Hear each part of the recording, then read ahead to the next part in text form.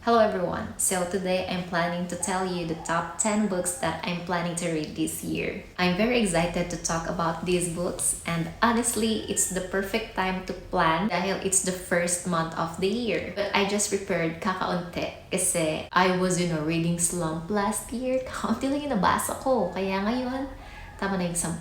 And without further ado, let's dive right away with the books that I'm planning to read.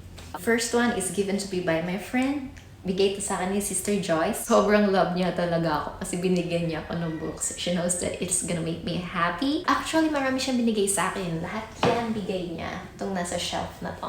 Anyway, ito muna yung babasahin ko because it's manipis and it piqued my curiosity. And I think this book is gonna be about something like Frankenstein vibe. Well, I'm not really sure, and if you know me, hindi ako nag-advance reading para malaman kung ano yung babasahin ko. Although this is a classic one. But yeah, I'm really looking forward na mabasa ko to. The second book that I'm gonna read is Moonology by Yasmin Boland. Recently, I'm very curious and interested about the moons and how they work, the lunar cycles, especially the full moon. Pero dahil may iba't iba siyang phases, why not maximize? So excited about this. I think kung meron akong copy nito, nasa first priority siya. But yeah. Grabe guys, feeling ko every time na mag-vlog ako, yung mga manok na nanadya silang mag-cock-a-doodle too. You know. The third book that I'm planning to read is How to be a Yogi by Swami Abhedananda. If you're following me, pang third time ko nang nababasa yung Yoga Psychology by the same author. And I really love its vibe, although yoga psychology promotes meditation and I feel like I'm more of practicing the sutras. Kaya, I don't know, maybe this book would help me more. I just really love yoga. And of course, who's I'm Miss lang without some Robert Greene books. Kaya naman yung babasahin ko ay yung very recent release ni Robert Greene, which is The Daily Laws. It is mandatory that I'm gonna have a copy of it. Sad to say, hindi ko pa natatapos yung The Laws of Human Nature. I feel like I'm gonna finish the book first before I'm gonna read these daily laws. And then, you know, by the title itself, anong mga laws na pwede mo magamit in your day-to-day life. And I'm so excited to read that.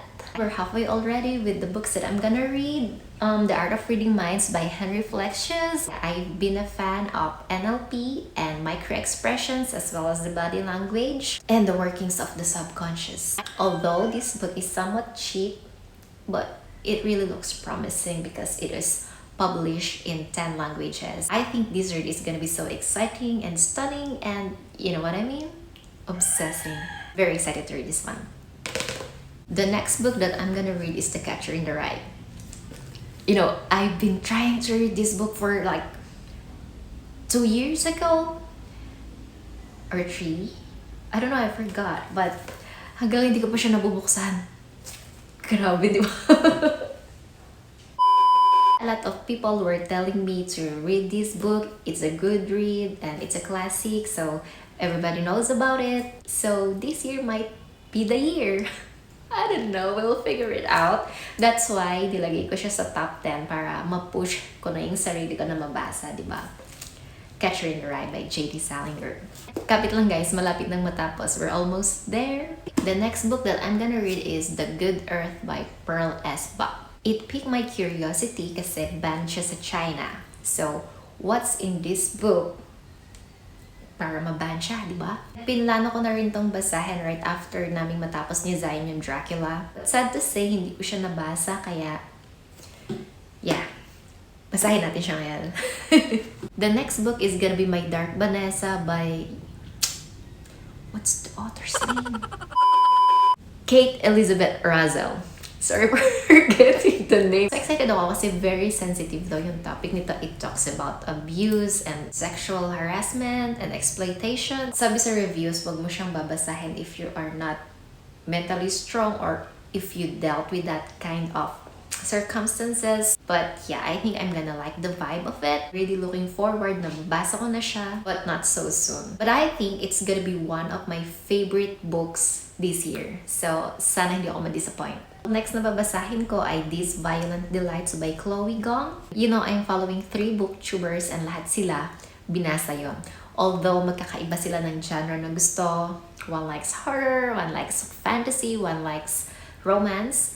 Etong These Violent Delights, lahat sila binasa to. That's why I think this is a must-read book. The setting of this book is like a Romeo and Juliet vibe, but in the modern times. It's like what's Romeo and Juliet in the 21st century. Honestly, hindi ako fan ng Romeo and Juliet because I think it's like a puppy love na it's not worth dying for, but that's what Romeo and Juliet is all about. So yeah, babasahin ko lang siya kasi binasa siya ng mga booktubers na fina-follow ko. But either way, it's not on the priority list, if you know what I mean. The last book that I'm gonna read, you're never gonna guess it. I think it requires a whole year of reading. You know, I should have read this a long time ago, pero hindi ko siya nabasa. The Old Testament. Not the Bible because I've already read the New Testament for how many times. Pero yung Old Testament, hindi ko pa siya nababasa. I'm not planning to read this in one sitting. Plano ko is to read this pagising ko every morning. So far, nasimulan ko na siya. Pero hindi ko siya binabasa ng Bible lang itself because medyo mahirap siyang intindihin. But luckily, I do have this manual, Old Testament Student Manual by the Church of Jesus Christ of Latter-day Saints. Although it's quite sad because I've just figured out na hanggang 2 Samuel lang tong manual na to and I forgot or maybe nasa bahay sa Bagong Kalsada yung second book niya. Anyway, meron namang soft copy ng manual sa Gospel Library app provided by our church. And luckily, ang aming Sunday school is gonna be about the Old Testament as well. So, meron kaming manual ng Come Follow Me. So, I think I'm gonna be reading the Old Testament for the whole year. Pero sana talaga mabasa ko siya. I'm not sure. So, yun lang. Those are the top 10 books that I'm planning to read this year. Sana mabasa ko siya. Sana hindi lang to puro plano. Anyway, I hope you're having a good day and night. Please subscribe to my channel if you haven't already. Don't forget to give me a thumbs up and I'm gonna see you in my another video soon. Bye!